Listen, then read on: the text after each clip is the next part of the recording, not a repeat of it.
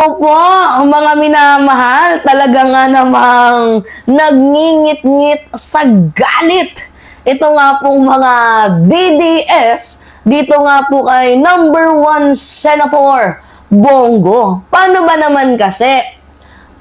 Nakita niyo yung balitang yan? Ay, talaga nga naman, naks! Alam niyo kung ano yung bansag ngayon ng mga DDS kay Bongo? Isa daw pong dakilang hudas. Oy! Hindi po hudas, mga minamahal, ang ginawa ni Bongo. Ginawa niya lamang po ang tama na bilang isang senador ng bansang Pilipinas, dapat ikaw ay hindi bias. Dapat yung mga opinion mo ay neutral dahil magsisilbi kang impeachment judge sa impeachment trial ni VP Sara Duterte. So sabi dito mga minamahal sa balita, talaga nga namang nagngingit-ngit yung mga DDS dyan. Taksil ka go! Ginamit mo lang kami! Wow! Diba? Ang daming sinasabi. Mukhang meron tayong hindi nga nalalaman at kagaya ng sabi ko sa inyo before, mga minamahal, ang serbisyo ni Go ay magserbisyo. So baka hanggang sa presidency, talagang yan yung kanyang goal. Pero posibleng this is a strategic moves ng mga DDS senators. Well, let us see in the future, 'di ba? Sinong makakapaghusga diyan kasi ang politika, mga minamahal, hot and cold. Minsan mainit, minsan malamig. So hindi natin masasabi ang desisyon ng bawat isa lalo pat kung ang mga taong yan ay naghahangad ng kapangyarihan.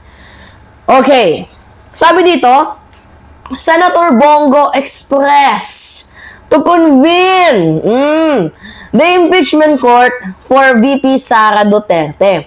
Mga minamahal, naalala ninyo, nung nahuli, itong si former President Duterte, mayroong nabalita na someone in the Duterte circle sold him out. Ito yun, naalala niyo yan, mga mina. Pero hindi natin sinasabi na si Bongo yan, ha. Balikan lang natin. See? Ano yung nakalagay dyan? Basahin natin. Someone in Duterte's circle sold him out.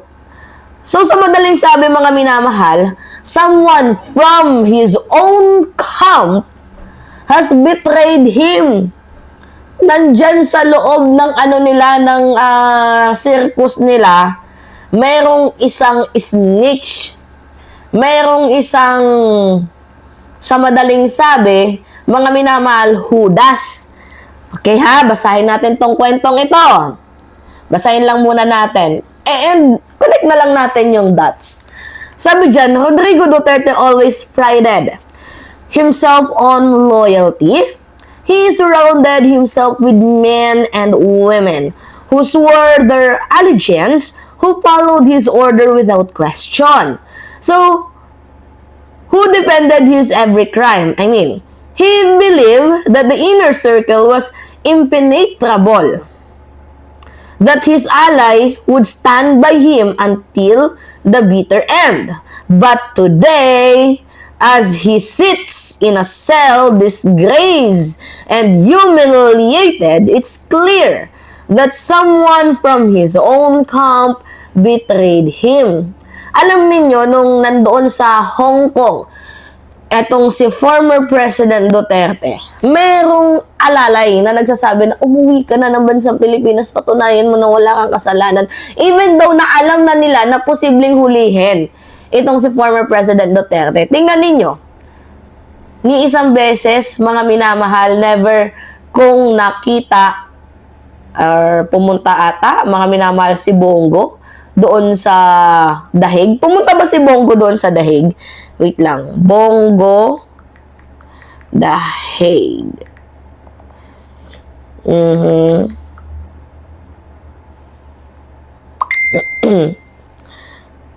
Diba, mga minamahal, never nating nakita si Bongo na pumunta doon sa Dahig. See? Mas inuna niya yung kanyang pangangampanya gamit ang pag-iyak at gamit ang pangalan ni former President Duterte. Gamit na gamit. Diba, mga minamahal? Pero, hindi ko sinasabi na si Bongo yung traidor. Wala kang sinasabi. Pero but if the shoe fits, wear it. So, the man who once ruled with an iron fist ordering the mass executions, silencing critics and wielding fear as his greatest weapon, was not taken down by the foreign powers or opposition figure. No, he was sold out by one of his own. So, sa madaling sabi, yung taong sobrang tapang, nananakot, 'di ba? Yung pinapatahimik yung mga kritiko. Yan, sa madaling sabi, hindi po yung mga foreigner ang nagpatigil sa kanya. Ang nagpatigil sa kanya, walang iba, kundi nandoon din sa kanilang kampo. According ito sa article na nabasa ko, mga minamahal, ito nga yung title, kahit basahin ninyo legit. Yan. Okay. Ituloy natin ang kwento. Who does in Duterte's court? The whisper started the moment Duterte's plane touched down. Why would he return to a country where his enemies were sharpening their knives? That what I mean, mga minamahal. Bakit niya kailangan umuwi ng Pilipinas kung pwede niya namang gayahin si Roque? Diba na dito sa Pilipinas, madaming nag-aabang sa kanya. See? He had escaped. May pagkakataon na siya eh. Diba? Secured his protection. Total, may pera din naman siya. Tumira siya doon. And balita ko, humingi pa nga ng asylum sa China. Yes, could have lived out his remaining years under the wing of a powerful ally abroad, which is yung China. Diba? But someone told him it was safe to come back. Tatay Diggs, uwi ka na. Hinahanap ka ng mga Pilipino. Or else, kailangan niyang umuwi para magamit nila sa kampanya. Itong si former President Duterte. So, itong taong to, it is someone he trusted. Someone who had been by his side for years, sa maraming taon. Convince him that he was still untouchable. Walang gagalaw sa'yo. Ikaw yung makapangyarihan naging presidente ng bansang Pilipinas. Sa madaling sabi, binudol nila si Digong. At kung mapapansin ninyo, before that, meron na ding hidwaan si Baste at itong si Go. Pakita ko sa inyo mga minamahal, I'm not lying. The Baste Duterte Bongo Showdown. For what reason, mga minamahal? Okay, basahin natin. Hindi, naalala ninyo, hindi na natin yan babasahin mga minamahal, yung Baste Duterte Bongo Showdown. Naalala nyo yung paghuli kay Kibulo, yung overkill? Bakit hindi daw nagsasalita si Bongo? 'Di ba?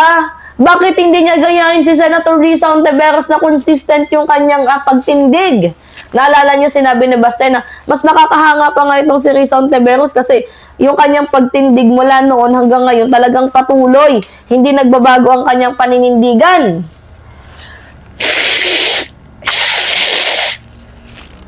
Hindi ko na ata makakat itong pagsipon ko. Sorry guys. Sinisipon talaga ako. Inom ako ng water. Diba? Naalala nyo yung overkill issue na yan? Bakit hindi nagsasalita si Bongo? Bakit hindi niya din kayang ipagtanggol si Duterte? Naggalit doon si Baste. And they are not in a good hands ni VP Sara Duterte. Alam nyo kung bakit? Hindi na akin naman yan si pambansang alalay, Pakita ko sa inyo.